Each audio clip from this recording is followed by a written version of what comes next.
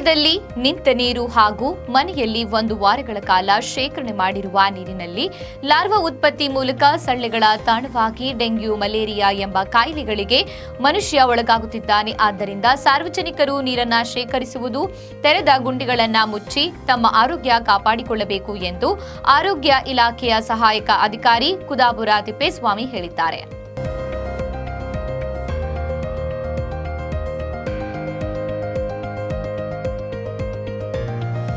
ಅವರು ತಾಲೂಕಿನ ಚನ್ನಾಗನಹಳ್ಳಿ ಗ್ರಾಮದ ಲಂಬಾಣಿಹಟ್ಟಿಯಲ್ಲಿ ಲಾರ್ವಾ ಸಮೀಕ್ಷೆಗೆ ಕೊಂಡೊಯ್ದಿದ್ದ 11 ಸ್ಯಾಂಪಲ್ಗಳಲ್ಲಿ 3 ಪಾಸಿಟಿವ್ ಬಂದಿರುವುದು, ಡೆಂಗ್ಯೂ ಹಾಗೂ ಚಿಕನ್ ಗುನಿಯಾ ಪತ್ತೆಯಾಗಿರುವುದು ಕಂಡುಬಂದಿದೆ. ಆದ್ದರಿಂದ ಎಲ್ಲ ಸಾರ್ವಜನಿಕರು ಆರೋಗ್ಯ ಇಲಾಖೆಯ ಸೂಚನೆಗಳನ್ನು ಪಾಲಿಸಿ ತಮ್ಮ ಆರೋಗ್ಯವನ್ನ ಕಾಪಾಡಿಕೊಳ್ಳಬೇಕು ಎಂದು ತಿಳಿಸಿದ್ದಾರೆ. ಇದೇ ಸಂದರ್ಭದಲ್ಲಿ ಚನ್ನಾಗನಹಳ್ಳಿ ಗ್ರಾಮದ ಲಂಬಾಣಿಹಟ್ಟಿಯಲ್ಲಿ ಫಾಗಿಂಗ್ ಯಂತ್ರದ ಮೂಲಕ ಸೊಳ್ಳೆಗಳನ್ನು ನಿಯಂತ್ರಣಗೊಳಿಸಿಕೆ ಕಾರ್ಯ ಮುಂದುವರೆಸಿದ್ದಾರೆ. ಇದೇ ಸಂದರ್ಭದಲ್ಲಿ ಗ್ರಾಮ ಪಂಚಾಯಿತಿ ಅಧ್ಯಕ್ಷ ಲೋಕೇಶ್ ನಾಯ್ಕ, ಗ್ರಾಮ ಪಂಚಾಯಿತಿ ಅಭಿವೃದ್ಧಿ ಅಧಿಕಾರಿ ನಾಗರಾಜ್, ಆರೋಗ್ಯ ಇಲಾಖೆಯ ಡಾಕ್ಟರ್ ಸುಧಾಕರ್, ಅಜಯ್ ಕುಮಾರ್ ಇತರರು ಪಾಲ್ಗೊಂಡಿದ್ದರು.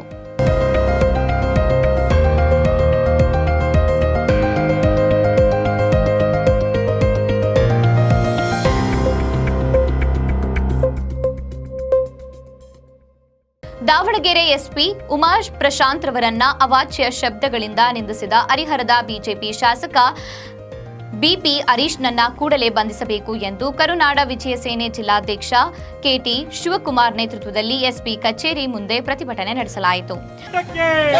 ಕರುನಾಡ ವಿಜಯ ಸೇನೆ ಹೋರಾಟಕ್ಕೆ ರಾಜ್ಯಾಧ್ಯಕ್ಷರಾದ ಎಚ್.ಎನ್. ದೀಪಕ್ಕಣ್ಣನವರಿಗೆ, ಜಿಲ್ಲಾ ಉಸ್ತುವಾರಿಗಳು ರಾಜ್ಯ ಉಪಾಧ್ಯಕ್ಷರಾದ ಸಚಿವಣ್ಣನವರಿಗೆ ಬೇಕೇ ಬೇಕು, ಬೇಕೇ ಬೇಕು. ಪೊಲೀಸರನ್ನು ನಾಯಿ ಎಂದು ಅವಹೇಳಿಸಿರುವ ಶಾಸಕ ಬಿಪಿ ಹರೀಶ್ನನ್ನು ಬಂಧಿಸ. ಶಾಸಕ ಹರೀಶ್ ಮಹಿಳೆಯರಿಗೆ ಗೌರವ ನೀಡದೆ ನಿಂದಿಸಿದ್ದಾರೆ. ಇಂತಹ ಹೇಳಿಕೆಗಳು ಸಮಾಜದಲ್ಲಿ ಅಶಾಂತಿ ಉಂಟು ಮಾಡುತ್ತವೆ. ಆದ್ದರಿಂದ ಇಂತಹವರನ್ನ ಬಂಧಿಸಬೇಕು ಎಂದು ಪ್ರತಿಭಟನಾಕಾರರು ಒತ್ತಾಯಿಸಿದ್ದಾರೆ. ಕರ್ನಾಟಕ ರಾಜ್ಯ ಪೊಲೀಸರಿಗೆ ಜೈಕಾರ, ಓಬವ್ವ ಚೆನ್ನವ್ವಳ ಪ್ರತಿರೂಪ, ಓಬವ್ವ ಚೆನ್ನವ್ವಳ ಪ್ರತಿರೂಪ, ಓಬವ್ವ ಚೆನ್ನವ್ವಳ ಪ್ರತಿರೂಪ. ಗೂಂಡಾವರ್ತನೆ ಮಾಡಿರುವ ಬಿಜೆಪಿ ಶಾಸಕ ಹರೀಶ್ನನ್ನ ಬಂಧಿಸಬೇಕು, ಬಂಧಿಸಬೇಕು, ಬಂಧಿಸಬೇಕು, ಬಂಧಿಸಬೇಕು. ನಾಯಿ ಎಂದು ಹೋಲಿಸಿರುವ ಬಿಪಿ ಹರೀಶ್ನನ್ನು ಬಂಧಿಸಬೇಕು.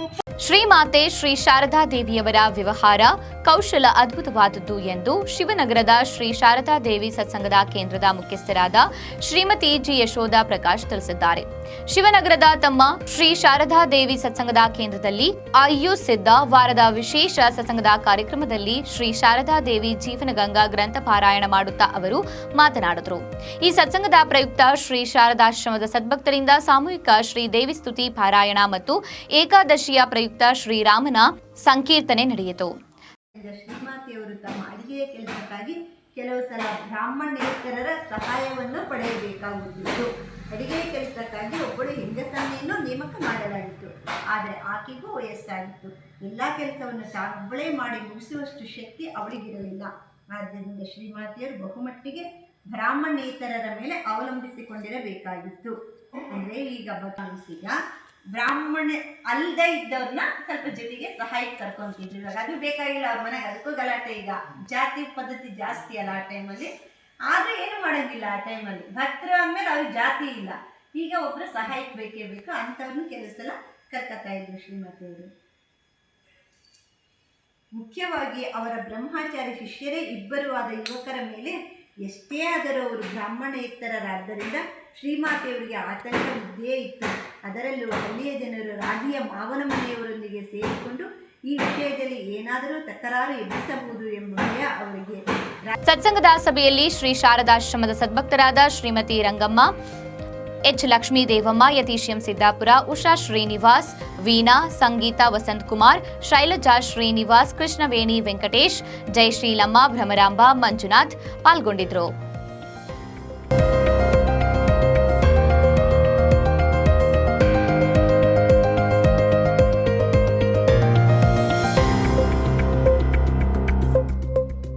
ಮೊಳಕಾಲ್ಮೂರು ತಾಲೂಕಿನ ಜೀವನಾಡಿ ರಂಗಯ್ಯನ ದುರ್ಗ ಜಲಾಶಯವು ಅರ್ಧ ಟಿಎಂಸಿ ಅಡಿ ಸಂಗ್ರಹ ಸಾಮರ್ಥ್ಯದ 33 ಅಡಿ ಎತ್ತರದಲ್ಲಿ ಸಂಪೂರ್ಣವಾಗಿ ಭರ್ತಿಯಾಗಿದೆ. ಕಳೆದ ಒಂದು ವಾರದಿಂದ 32.5 ಅಡಿ ನೀರು ಸಂಗ್ರಹವಾಗಿದ್ದು ಇದೀಗ ಹೆಚ್ಚುವರಿ ನೀರನ್ನ ಗೇಟ್ಗಳ ಮೂಲಕ ಹೊರಬಿಡಲಾಗುತ್ತದೆ.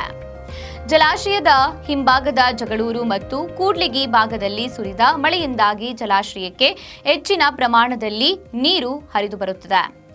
ಸಣ್ಣ ನೀರಾವರಿ ಇಲಾಖೆ ಅಧಿಕಾರಿಗಳು ಯಾವುದೇ ಕ್ಷಣದಲ್ಲಾದರೂ ನೀರು ಹೊರಬಿಡುವ ಬಗ್ಗೆ ಮುನ್ನೆಚ್ಚರಿಕೆ ನೀಡಿದ್ದಾರೆ.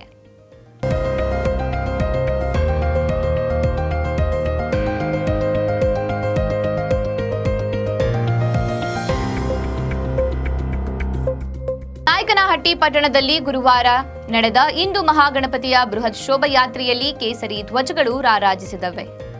ತೆರೆದ ವಾಹನದಲ್ಲಿ ಹಿಂದೂ ಮಹಾಗಣಪತಿಯನ್ನ ಪ್ರತಿಷ್ಠಾಪನೆ ಮಾಡಿಕೊಂಡು ವಿವಿಧ ವಾದ್ಯಗಳೊಂದಿಗೆ ಪಟ್ಟಣದ ಪ್ರಮುಖ ಬೀದಿಗಳಲ್ಲಿ ಮೆರವಣಿಗೆ ನಡೆಸಿದ್ದಾರೆ.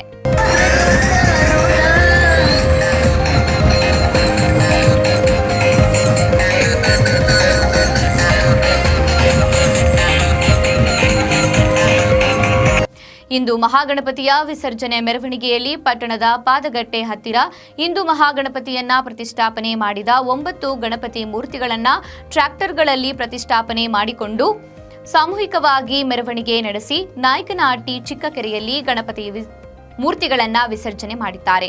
ಇದೇ ಸಂದರ್ಭದಲ್ಲಿ ಇಂದು ಮಹಾಗಣಪತಿಯ ವ್ಯವಸ್ಥಾಪಕರು, ಯುವಕರು, ಭಕ್ತಾದಿಗಳು, ಹೋಬಳಿಯ ವಿವಿಧ ಹಳ್ಳಿಗಳ ಗ್ರಾಮಸ್ಥರು, ಪೊಲೀಸ್ ಇಲಾಖೆಯ ತಳುಕು ಮತ್ತು ನಾಯಕನಹಟ್ಟಿ ವೃತ್ತ ನಿರೀಕ್ಷಕ Hanumanthappa M Shirehalli, PSI Pandurangappa, Molakalmuru police ಠಾಣೆ ಪಿಎಸ್ಐ ಮಹೇಶ್, ಲಕ್ಷ್ಮಣ್ ಹೊಸಪೇಟೆ ಸೇರಿದಂತೆ ಸಿಬ್ಬಂದಿಗಳು ಹಾಜರಿದ್ದರು.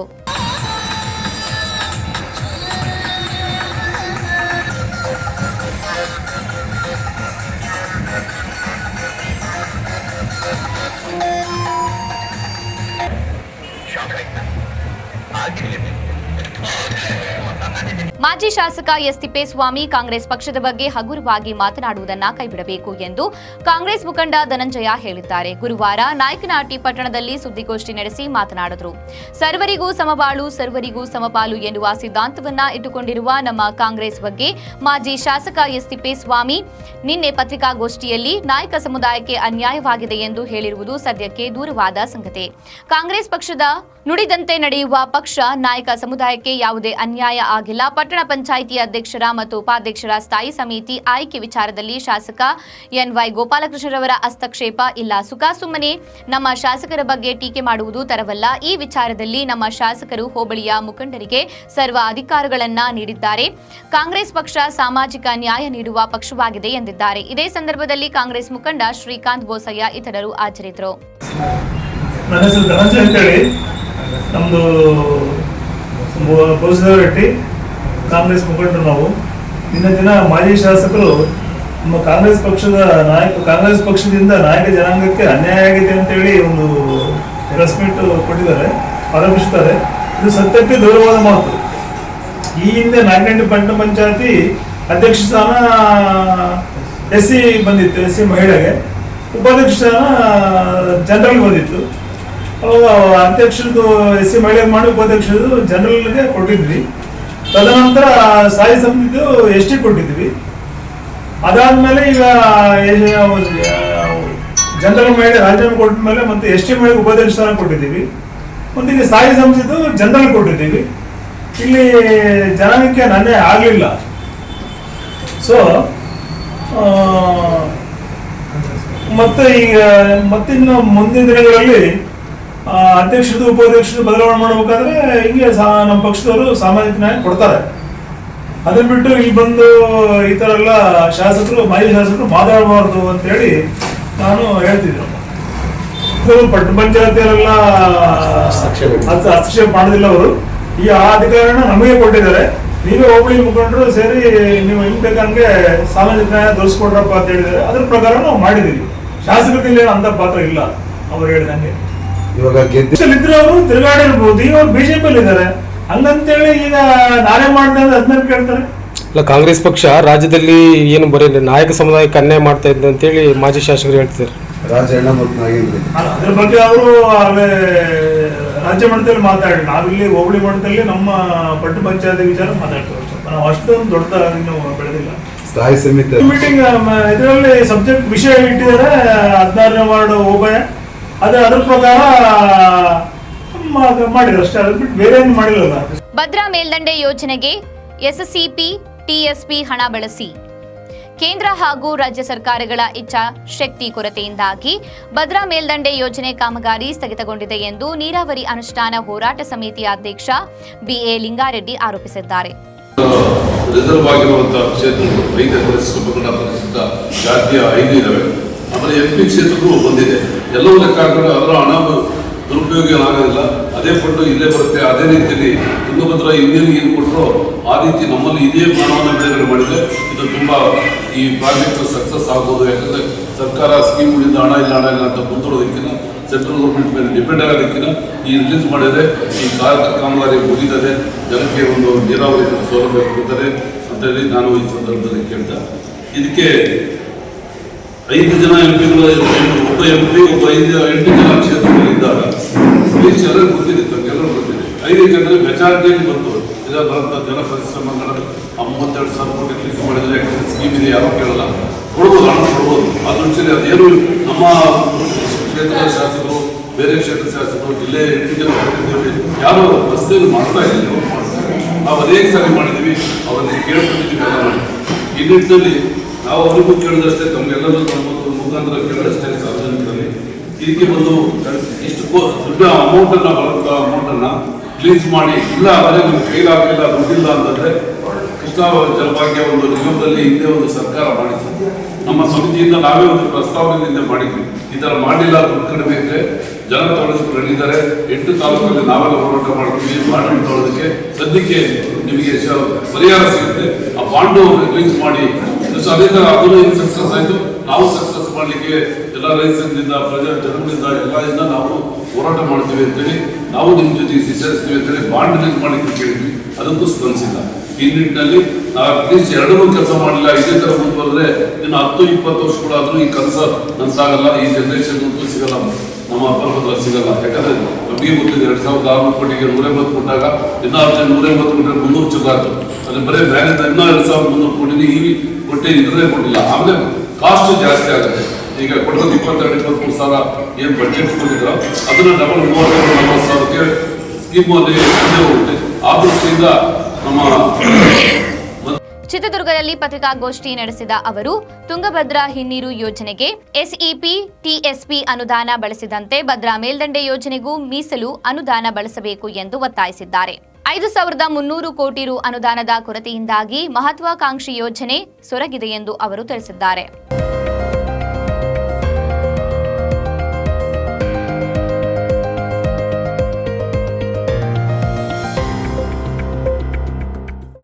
ಡಿ ಪಾರ್ವತಮ್ಮ ಸಹ ಶಿಕ್ಷಕರು, ಎಸ್ಪಿಎಸ್ಆರ್ ಸಂಯುಕ್ತ ಪದವಿ ಪೂರ್ವ ಕಾಲೇಜು ರಾಂಪುರ ಮೊಳಕಾಲ್ಮೂರು ತಾಲೂಕು ಇವರ ಸೇವೆಯನ್ನ ಗುರುತಿಸಿ ಶಾಲಾ ಶಿಕ್ಷಣ ಇಲಾಖೆ ಚಿತ್ರದುರ್ಗ ಇವರನ್ನು 2025-26ನೇ ಸಾಲಿನ ಜಿಲ್ಲಾ ಮಟ್ಟದ ಉತ್ತಮ ಶಿಕ್ಷಕರ ಪ್ರಶಸ್ತಿಗೆ ಆಯ್ಕೆ ಮಾಡಿರುತ್ತಾರೆ. ಇವರನ್ನು ಸೆಪ್ಟೆಂಬರ್ 5ರಂದು ಚಿತ್ರದುರ್ಗದಲ್ಲಿ ನಡೆಯಲಿರುವ ಜಿಲ್ಲಾ ಮಟ್ಟದ ಶಿಕ್ಷಕರ ದಿನಾಚರಣೆ ಕಾರ್ಯಕ್ರಮದಲ್ಲಿ ಪದಕ ಮತ್ತು ಪ್ರಶಸ್ತಿ ಪತ್ರ ನೀಡಿ ಗೌರವಿಸಲಿದ್ದಾರೆ. ಈ ಸಂದರ್ಭದಲ್ಲಿ ಜಿಲ್ಲಾ ಮಟ್ಟದ ಉತ್ತಮ ಶಿಕ್ಷಕರ ಪ್ರಶಸ್ತಿಗೆ ಆಯ್ಕೆಯಾದ ಶಿಕ್ಷಕರಾದ ಡಿ ಪಾರ್ವತಮ್ಮ ಅವರನ್ನ ಶ್ರೀ ಚಟಂಗಿ ರಾಮೇಶ್ವರ ವಿದ್ಯಾಭಿವೃದ್ಧಿ ಸಂಘದ ಅಧ್ಯಕ್ಷ ಜಯಪ್ರಕಾಶ್, ಕಾರ್ಯದರ್ಶಿ ಶಂಕರ್ ರೆಡ್ಡಿ, ಸಹ ಕಾರ್ಯದರ್ಶಿ ನಾಗರೆಡ್ಡಿ, ಪ್ರೌಢಶಾಲಾ ವಿಭಾಗದ ಅಧ್ಯಕ್ಷ ಶ್ರೀಕಾಂತ್ ರೆಡ್ಡಿ, ಕೋಶಾಧ್ಯಕ್ಷ ಗಂಗಾಧರಪ್ಪ, ಸಹ ಶಿಕ್ಷಕರುಗಳಾದ ಅಶೋಕ್, ಶಿವರಾಜ್, ಪದವಿ ಪೂರ್ವ ಕಾಲೇಜಿನ ಪ್ರಾಚಾರ್ಯ ಹಾಗೂ ರಾಜ್ಯ ಪ್ರಶಸ್ತಿ ಪುರಸ್ಕೃತ ಡಾಕ್ಟರ್ ತಿಮ್ಮಣ್ಣ ಹಾಗೂ ಸಿಬ್ಬಂದಿ ಎಲ್ಲ ಉಪನ್ಯಾಸಕರ ಸಂಘದ ಮಾಜಿ ಅಧ್ಯಕ್ಷ ಎಸ್ ಲಕ್ಷ್ಮಣ್ ಅಭಿನಂದಿಸಿದ್ದಾರೆ. ಅತಿಥಿ ಉಪನ್ಯಾಸಕರ ನೇಮಕಕ್ಕಾಗಿ ಪ್ರತಿಭಟನೆ. ಚಿತ್ರದುರ್ಗದಲ್ಲಿ ಇಂದು ಎಐಡಿಎಸ್ಒ ಸಂಘಟನೆಯಿಂದ ಓಬವ್ವ ವೃತ್ತದಲ್ಲಿ ಪ್ರತಿಭಟನೆ ನಡೆಸಿ ಪದವಿ ವಿದ್ಯಾರ್ಥಿಗಳ ಶೈಕ್ಷಣಿಕ ಗೊಂದಲ ನಿವಾರಣೆಗೆ ಆಗ್ರಹಿಸಿ ಡಿಸಿಗೆ ಮನವಿ ಪತ್ರ ಸಲ್ಲಿಸಲಾಯಿತು. ರಾಜ್ಯದಾದ್ಯಂತ ಪದವಿ ತರಗತಿಗಳು ಪ್ರಾರಂಭವಾಗಿ ತಿಂಗಳು ಕಳೆದರೂ ಕಾಲೇಜುಗಳಲ್ಲಿ ಅತಿಥಿ ಉಪನ್ಯಾಸಕರ ಕೊರತೆ ಎದುರಾಗಿದೆ. ಬಹುತೇಕ ಸರ್ಕಾರಿ ಪದವಿ ಕಾಲೇಜುಗಳು ಅತಿಥಿ ಉಪನ್ಯಾಸಕರ ಮೇಲೆ ಅವಲಂಬಿತವಾಗಿದ್ದು ತರಗತಿಗಳು ಸರಿಯಾಗಿ ನಡೆಯದೆ ವಿದ್ಯಾರ್ಥಿಗಳು ಆತಂಕದಲ್ಲಿ ಇದ್ದಾರೆ ಎಂದು ಪ್ರತಿಭಟನಾಕಾರರು ತಿಳಿಸಿದ್ದಾರೆ. ಅತಿಥಿ ಉಪನ್ಯಾಸಕರ ನೇಮಕ ಗೊಂದಲವನ್ನು ಬಗೆಹರಿಸಿ ಅತಿಥಿ ಉಪನ್ಯಾಸಕರ ನೇಮಕಾತಿ ಗೊಂದಲವನ್ನು ಬಗೆಹರಿಸಿ ಪದವಿ ವಿಕಾರಕ್ಕೆ ಧಿಕ್ಕಾರ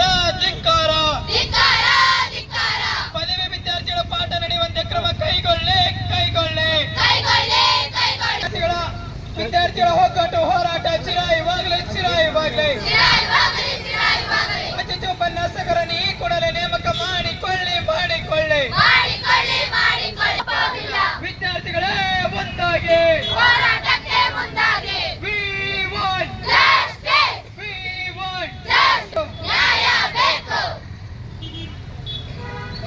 ಫ್ರೆಂಡ್ಸ್, ಎಲ್ಲರೂ ಕೂಡ ಪದವಿ ವಿದ್ಯಾರ್ಥಿಗಳಿಗೆ ಪಾಠಗಳು ನಡೆಯುವಂತೆ ಕ್ರಮ ತಗೋಬೇಕು ಸರ್ಕಾರಕ್ಕೆ ಅಂತೇಳಿ ನಾವು ಆಗ್ರಹ ಪಡಿಸಕ್ ಬಂದಿದ್ದೀವಿ.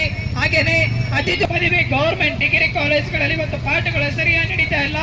ಈ ಹಿನ್ನೆಲೆಯಲ್ಲಿ AIDSO all India Democratic student ಹೋರಾಟ ಹಮ್ಮಿಕೊಂಡಿದ್ದೀವಿ.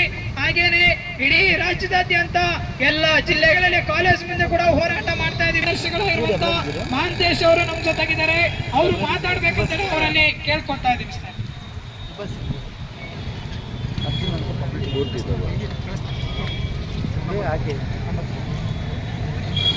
ಇವತ್ತೇನು ಪ್ರತಿಭಟನೆಯನ್ನು ನಡೆಸ್ತಾ ಇದ್ದೀರಿ? ಮೊದಲನೇದಾಗಿ ಸ್ನೇಹಿತರೆ, ನಮ್ಮ AIDSO ವಿದ್ಯಾರ್ಥಿ ಸಂಘಟನೆ All India Democratic Student Organisation ನ ಕರ್ನಾಟಕ ರಾಜ್ಯ ಸಮಿತಿ ಪರವಾಗಿ ಇಲ್ಲಿ ಸೇರಿರ್ತಕ್ಕಂಥ